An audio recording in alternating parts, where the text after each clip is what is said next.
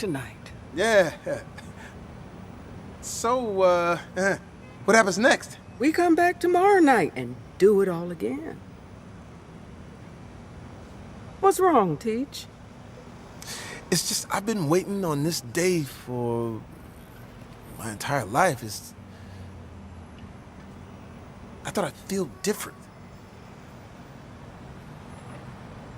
I heard this story about a fish. He swims up to this older fish and says, "I'm trying to find this thing they call the ocean." "The ocean," says the older fish. "That's what you're in right now." "This," says the young fish, "this is water. What I want is the ocean." See you tomorrow. All right, hello everyone. So today we are talking about being an alchemist. Now, I have always kind of referred to myself as an alchemist of some sort, and this is going to be coming from my understanding of what an alchemist is, but also based off of the book The Alchemist by Paul Coelho. It's a pretty popular book, so many of you probably already read it. I read it earlier this year for the first time, but even before I read the book, again, like I had already been considering myself an alchemist, because although literally an alchemist is somebody who pretty much uses everyday metals such as like lead and things of that nature, like everyday elements, to create gold, almost like in a magical form. I take it in a more metaphorical way, which I know I'm most likely not the only person who does this, because I think that was actually even the point of the book, which is to take the everyday events, like literally things that you see every day, things that you experience every day, and then find the magic in them, finding a way to be able to use those everyday events, and instead of looking at them in a very mundane manner, actually being able to utilize those everyday items as ingredients to be able to create something golden, something magical, something that'll make every day appreciative, every day something that you will not take for granted. This is what this video is going to be all about. It's going to be all about some ways on how to make the most of your world, make the most of your everyday living experience, even if you feel like you're not really doing anything too amazing. It's a way of being able to look at the world and being able to digest it in a manner that's just going to transform things in all ways. And I feel like it's something that'll really help a lot of people, especially those who struggle with pessimism in the world, who struggle with maybe even low-key, of course it's not a cure, but maybe even low-key like depression to an extent, and just being bored with life. I think that this is a really great challenge to be able to look at things and see, how can I make the best, how can I make the most out of all of this? And I think that a movie that really heavily demonstrates this is the movie Soul. So in the movie Soul, essentially it's a man who loves music. He's teaching music. He's pretty much like a really good jazz musician. And as he's teaching at a school, he's actually trying to get this gig job.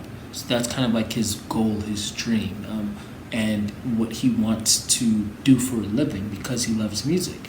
When he finally gets the job, spoiler alert, so in case if you haven't seen it, or in case if you're planning to see it, then you might want to stop and watch that movie, or you might just want to skip ahead to when I'm not talking about it anymore.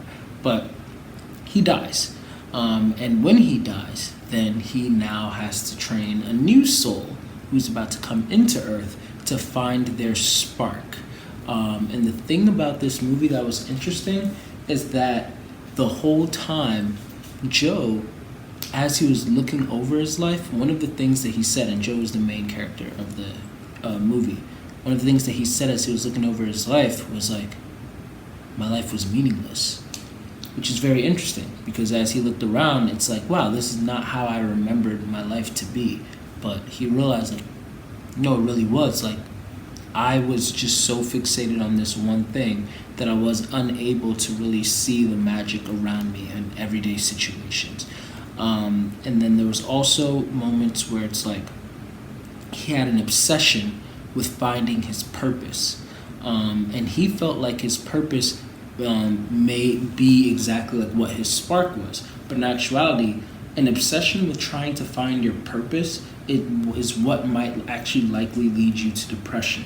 Because what's more important is to find your spark, not your purpose. And throughout the movie, you see that Joe gets this mixed up. He believes that purpose and spark are mutually exclusive, like in a sense that they are the same thing. When you found your purpose, then you found your spark. When you found your spark, then you found your purpose. But that's not always the case. And he has conversations, well, technically, another friend of his has conversations with the barber to be able to understand, like, whoa, there's a difference between something that was a spark and there's a difference between something that may have just been your purpose, and then you can still be able to alchemize even the most of those situations for the best. And so that's something that I thought was really interesting. There's also a water versus the ocean analogy that was given, which you might have seen in the beginning of this video, unless if copyright was able to get me about that. But essentially, the whole idea of that analogy was that there was a fish who pretty much wanted the ocean, but all they saw was like water. And they're still going after the ocean. So a lot of times we tend to forget, or not even forget, but we don't even realize that what we actually want is surrounding us. It's all around us. We're so focused on this objective goal of, oh, I've arrived, this is it. When in actuality, you're supposed to be enjoying everything that's on the journey. Life in and of itself is a journey. And so if you are journeying through life, whether or not you have a goal through life, you should still be enjoying the breeze around you. You should still be enjoying the leaves that are falling beside you. You should still be enjoying the people that you meet along the road. If you're so fixated on trying to get to that goal, then you're going to miss so many beautiful things on the way up there. And then when you finally do get there, you might enjoy the goal, but there's going to be so many things that you're actually missing out on, which is probably just not ideal. As we watch the movie, you start to see things. Like there's a scene where one of the characters, the soul, I think her name was, I actually can't remember her name right now. I feel like it was a number. But anyway, she was just so enchanted by life. And she was like looking at various different things and just being like wowed by them. Like things such as like maple leaf seeds, you know, she was enjoying the taste of pizza, leaves that were falling from the trees, subway singers, you know, people like back in like New York City where they just sit and they play music all the time. Music in general that was just playing, you know, the breeze that would come through, fireworks, sandy beaches, city lights, just regular walking, sky watching. All of these different things were just, it's everyday mundane things that are free, that we could enjoy every day, just to see the magic in everyday life as we just literally just step outside. And these are things that a lot of us most likely take for granted because we're so fixated on something else. And while we're fixated on that one thing, then we tend to kind of like lose sight of the things that surround us. There's a scene in the movie where he's also like, I'm jazzing. Now jazzing, when it comes to the movie at least, the concept in the movie, then essentially it's when you're really in the zone, when you're in this euphoric state of pleasure and just being extremely happy and just kind of like you've just gotten lost in this magical realm within your heart and your mind where it connects, where they coincide. That's where I feel like being in the zone and jazzing was. and it made them feel like this is my reason for living. But one of the things I wrote down was, what's the point of eating to live if you don't live?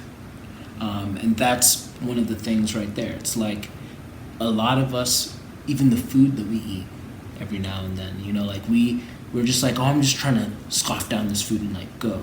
But how many of us really take the time to be in the moment to savor the food that we're eating? Like, what is the point of eating food to live if we're not living? If you're just kind of like trying to make it to the next day, what's the point? When in actuality, you could probably find a way every moment of the day to make it a magical moment. That's what being an alchemist is, in my opinion. It's being able to find a way to get the lead, to get the leaves, to get the maple leaf seeds, to get the sand on the beach, all of these different ingredients that you can find anywhere, that people might look at you and be like, what are you doing? This is mundane, and then create something magical from it. The spark may not be your purpose. And once again, an obsession with finding your purpose may lead to depression. Find your spark, not your purpose. When we find what our spark is, I think that's where a lot of our source of vitality comes from. It's what allows us to be able to believe in ourselves, to be able to go another day, to be able to, it gives us something to look forward to. Our purpose might be totally different. It might lead to other avenues, and it might create happiness in its own way. But when it comes to our spark, that's where things really start to like take a turn in its own way. Like if it's singing and you're maybe not making music from singing, make sure that you make time, or making money from singing, make sure that you make time to get in some singing, to be able to feed whatever your spark is. Figure out what your spark is, and then have space. If your spark is different from your purpose, have space for both your spark and your purpose. I feel like that is vital. That is very important. Throughout the movie, there's a point where pretty much Joe is talking to the other character, and he's like, those aren't purposes, you idiot. That's just regular old living. And that's Joe talking to the other character. I should probably just look up the other character's name. Give me a moment. 22, that's her name. She was voiced by Tina Fey. So yes, 22. I wanted to say 11. I was like, no, I think that's Stranger Things. But anyway, so there's a point in the movie where Joe, the main character, is talking to the other main character, 22. And as 22 is admiring the leaves and the breeze, the maple leaf seeds, the pizza, all of these different things, even walking. Like 22 says things like, it's so cute. She's like, yeah, maybe my purpose, maybe my spark is to maybe my purpose is just walking. You know what I mean? And then Joe, and this is repeated throughout the movie, he's like, those aren't purposes, you idiot. That's just regular old living. And it's like, wow. What has to happen for us to be able to look at the life that we have? Living life already is a gift, and I would say most cases. Living life already is already a gift. And yet, we look at it like, oh, that's just regular old living. There's nothing really special about it. That's crazy, in my opinion. Yeah, that's what Joe was telling. I think, and this is quoted in the movie, you get your spark when you're ready to live. So the moment that you're ready to actually start living, the moment that you're ready to actually start experiencing the world head on and understanding the world and taking the world in, absorbing all of its beauty, observing all of its wonders, looking at nature and being able to just behold it. The sunset is free. Stars, looking at the stars, it's free. Seeing trees outside your window just blowing in the breeze, it's free. All of these things, so many of them are free. Pizza might not be free, but hey, it's not that expensive. How many things in your world are you looking at and being able to appreciate? Even the people in your life. I made a video, I believe last year, where, especially now that we're in COVID season, honestly, you never know when somebody that you love is going to die. Why do we wait until it's too late? We shouldn't do that. We should not wait until it's too late before we're like, oh man, I should have definitely told this person how much I love them. I should have hung out with this person when they were trying to hang out with me. Oh man, and now you just have all of these regrets because the person's dead. Why wait? Why not give them their flowers now so that you don't have to wait until their funeral to be able to do that? Make the best of every day. That's the running theme throughout this video. Make the best of every day. Be an alchemist. How many things can you look at throughout your day to be able to transform into something magical, into something beautiful? Just being in the moment and appreciating it. Try it.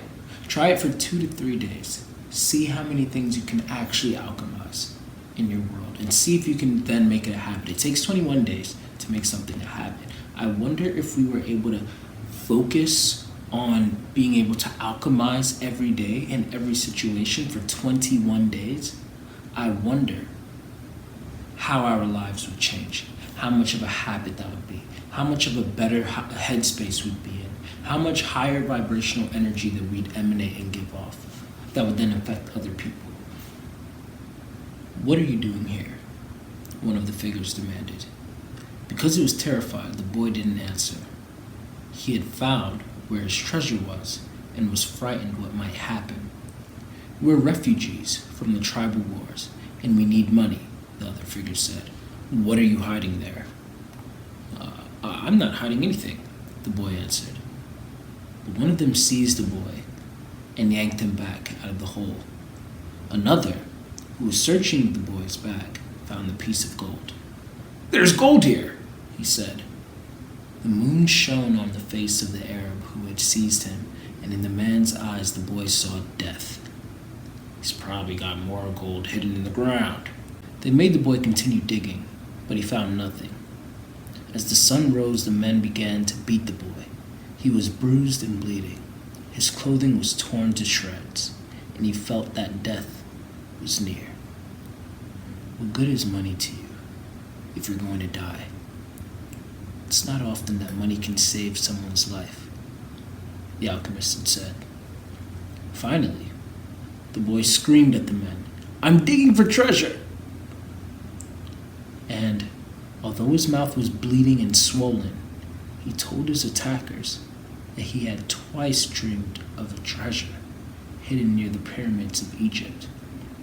The man who appeared to be the leader of the group spoke to one of the others. Leave him!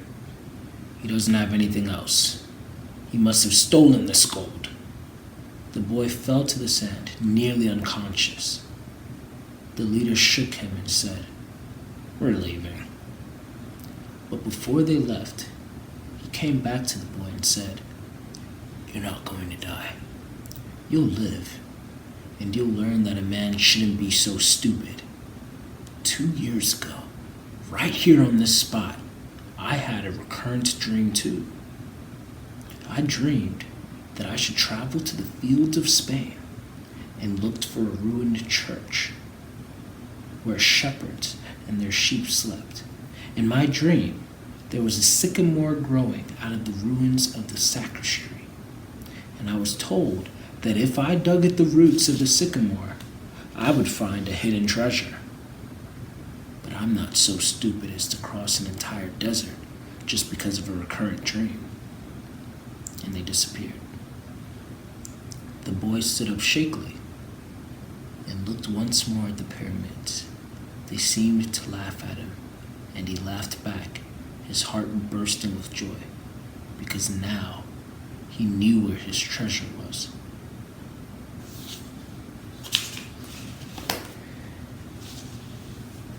The reason why I read that passage is because, again, if you haven't read the book, the boy lived in that very space in the church, underneath that sycamore tree. And that's where he had the dream that there was a treasure at the pyramids.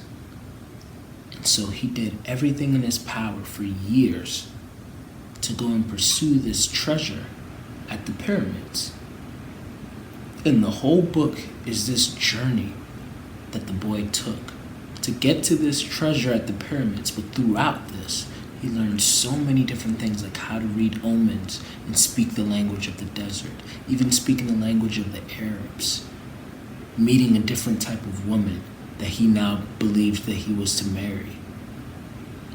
There were so many beautiful things about his journey that he was able to pick up on, that finally when he did arrive to the pyramids, the whole reason why he started his journey to begin with, and he's being beaten and everything, now he's being told of the dream of one of the people who is beating him, telling him that back where he was before, of course the person who was saying this dream had no idea, but back where he was all the way at the beginning, at square one, there was treasure. And the book goes on to tell what type of treasure that was there when the boy got back.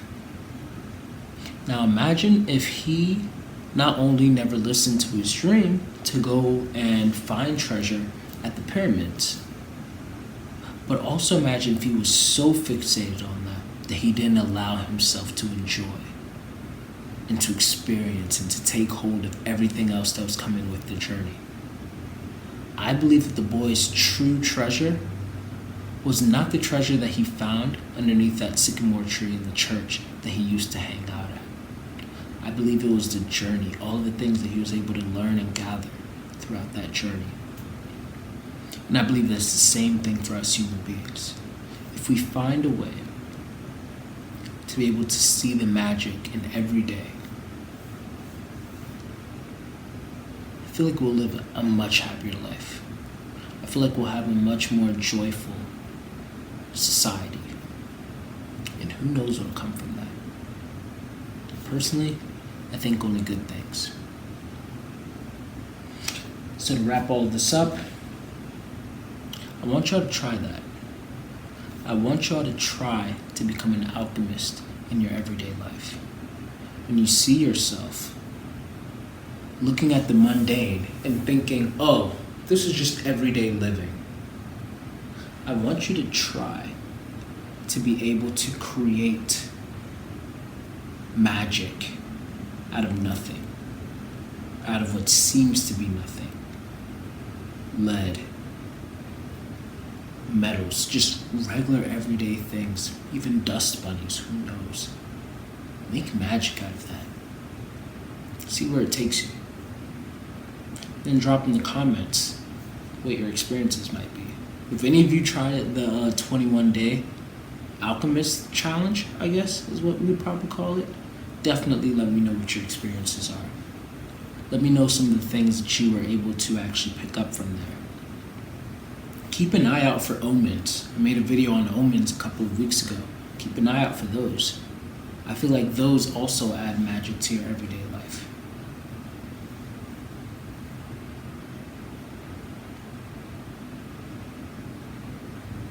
Well, I hope this video made sense.